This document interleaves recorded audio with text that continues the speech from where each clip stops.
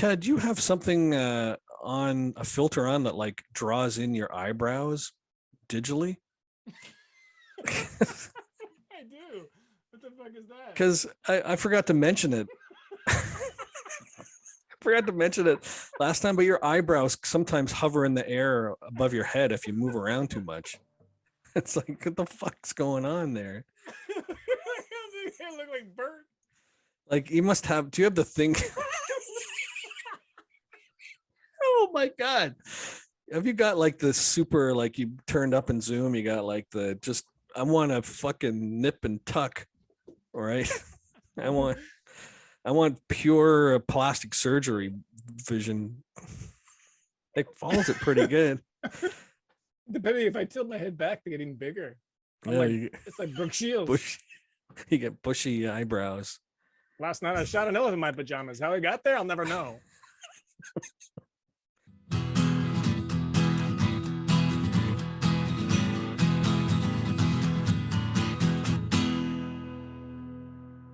So today, Chad and I are talking about just how important it is to keep award shows around. Yeah, they're not important.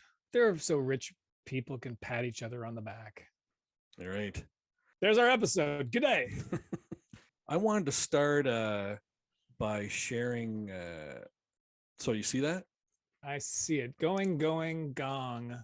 United States television audience. That's right. I want to start with this graph because I think it kind of shows you, it demonstrates very well how award shows in general are sinking. Yeah, these are the people. It says, it specifies though that these are the ones watching it live or on the same day. That's right. So it does match, if you were to do a chart, overlay a chart of just, broadcast television, yeah, it would be following the same trajectory, but still they broadcast these shows, right? They are broadcast. So it's not like they've gone online or anything. They do broadcast them. And this is the kind of results that they're getting. They are sinking. Well, so I think one of the other things too, that plays into this is that, these award shows are very particular about their licenses, right? So after the after the show, or even while it's live, it's hard to stream these things without paying. They don't. Right. They cut everything off of YouTube. They stop everything they can everywhere they go, even after the fact. Right.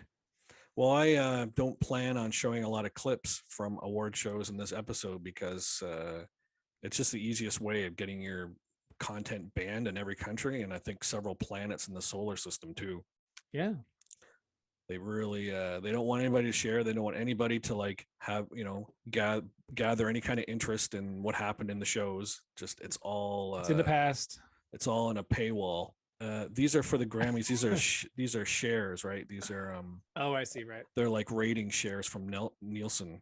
So if you look at 1974, it had a 30 share, and then 2021 is a 2 share. Wow.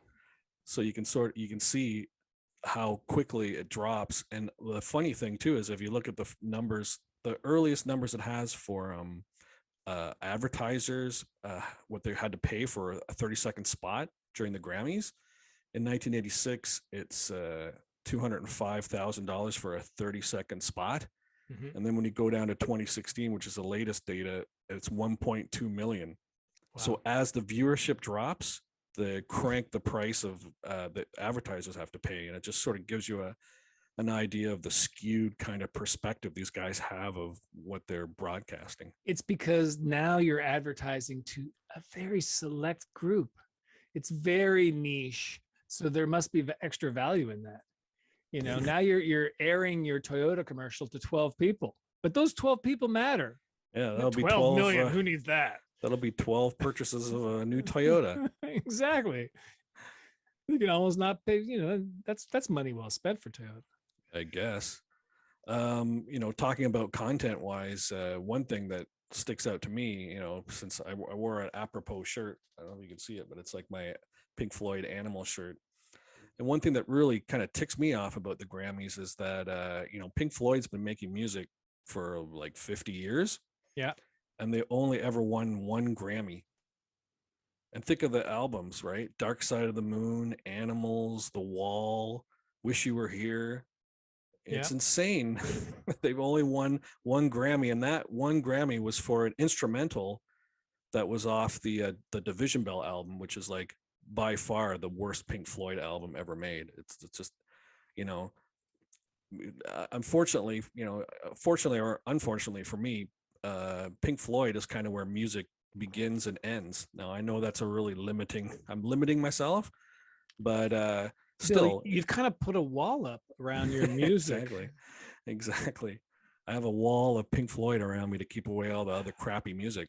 That reminds me of Elvis, as all things remind me of Elvis. Right. I can see that connection between Pink Floyd and Elvis. That's right. He used to wear black pants with a pink stripe down the leg. Why do you think Pink Floyd called themselves Pink Floyd? They were Black Floyd before that, but then he put a pink stripe on black pants and then became Pink Floyd. I did not know that. That's right. Wild and wacky stuff. Elvis had a piano player named Floyd. Nice. He used to wear a pink shirt. That's how it happened. That's why Pink Floyd's called that. Interesting. Similarly, like while Pink Floyd is a great band and one of the greatest bands in rock music, Elvis was the king of rock and roll. There would be, and we've established this, that there would be no music without him. Yeah, we made a video that people can see on our YouTube channel if they want to look it up. Yes, please subscribe and like. And but Elvis is like, he won 2 Grammys. Wow. 2 Grammys for, is it Hound Dog? No. Is it for Treat Me Nice? Is it for Jailhouse Rock? Is it for, In the Ghetto? Don't Cry Daddy? You name the song. Is it? No. It's for 2 gospel records. Wow. How Great Art Thou? And I don't know, How Thou Art Great. I don't know. It was, his gospel is pretty good, but it's like, he's the king of rock and roll. He's not the king of gospel. Yeah, if any song of Elvis was going to win an Emmy, or a Grammy, it would be the In the Ghetto, right? It's a great song, great arrangement, and it just tells a really important story, especially at the time when it came out, right? Of course. It's insane that Elvis was squeezed out of the Grammys, which tells me that they didn't matter then and they don't matter now. So what I'm thinking about when I'm thinking about the Oscars, and how relevant they are, is I always remember I was always really jazzed about Academy Awards every year, right? And I would have seen every movie, and I had really good idea about what was going to win, from best picture to best script, music, maybe even editing. Like you'd have seen all the movies and you'd know why those movies are good, and you'd see that reflected in the Oscars, right? Like during my heyday, in 1986, Platoon won for best picture. Great film. 87 was The Last Emperor, which is a really fantastic film. They're all great stuff. All movies, every movie on the list, all the nominees I would have seen. Yeah. But nowadays, I'm lucky if I've seen one film out of the bunch, right? Like, I'm not that interested in them. And I don't know, is that a reflection on me growing old, or is it a reflection on the movies themselves? I'm not sure, but just in my own perspective, I really couldn't give a shit anymore.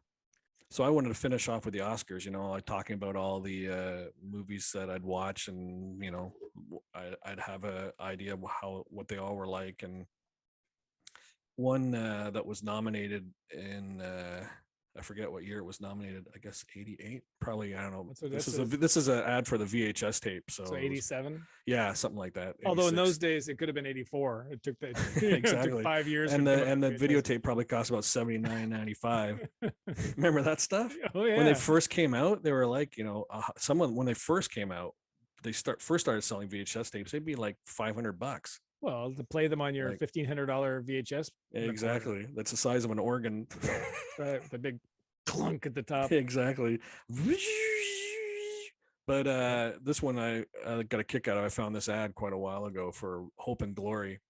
And I just thought it might give solace to all those kids, living through the Ukrainian invasion right now, that, occasionally war is kind of nifty. What war was that? World War II. Oh. So the last nifty war. That was the easy one. Oh my gosh, made me laugh. Yeah, so Oscars can suck it. Oscars can suck it. The Emmys are okay. I usually find that the Emmys give nods to the people that should get them. The good shows get them generally. Right. They might get too many of them, and there's often too much of a landslide of these kind of awards, but at least the good stuff usually wins. But thinking of the Emmys, being Canadian, I was thinking we probably should mention the Canadian Music Award show. But we don't talk about Junos, knows. We don't talk about Junos. Isn't that what Tony Montana says when he wants to know? Tony Montana, Hey, first you get the power, then you get the money, then you get the Juno. The Junos. Hey, nobody knows what Juno. Then you get the Juno. Juno? To slip back to the Grammys again, for them shitting on people who deserve Grammys. Yep. Wasn't it last year that The Weeknd got squeezed out?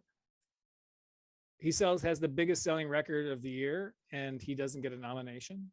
Who's that? The Weeknd. Oh, The Weeknd. The Weeknd. The Weeknd. The Weeknd. He doesn't have an E there. Yeah, he's been shut out a lot, I think, hasn't he? Yeah. Yeah, that's not good. So, and I think that the Tonys were excellent. Well, the Tonys, I have to always forever consider relevant because they gave like 9 Tonys to the Book of Mormon, which is is the greatest thing ever made. And they give 0 Tonys to Mormons. Hasa, diga, eebowai. You must have practiced a lot. I don't think I have laughed that hard in public than when I saw the Book of Mormon and that they did that song. Do you know what that means? Hasa, diga, eebowai? No. Well, eebowai means God, and Hasa, diga means fuck you. So I guess in English we're saying fuck you, God. And they say that, and I just laugh so hard because it was so unexpected, but just all these people, because you knew that going into the show, you had that. It hasn't rained for several days. Hasa, diga, eebowai. 80% of us have AIDS. Hasa, diga, eebowai. And they're all like they're 2 missionaries with them, and like, what exactly are you saying? Yeah, I guess it means fuck you, God. It's like, what? It was classic. Also speaking of Canadian content, we have the Gemini Awards, which are, I don't know, they might have been canceled. I don't know if we do them anymore, but they used to be the Canadian version of the Emmys. And I was going to mention them, but again, I was angry because, the most popular Canadian television show probably of all time, which was the Beachcombers, never got a nomination. I guess apparently because we don't talk about Bruno, no. We don't talk about Bruno.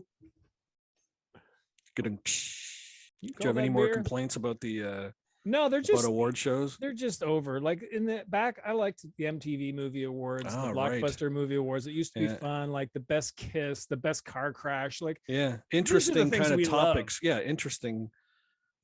Interesting cross sections of movies and shows, right? Yeah, like we used to, when we used to do the 10-point review, we used to, one of the criteria for the judging was commitment to genre, right? And everything can deserve an award if it's in the context that you should be paying attention to it in.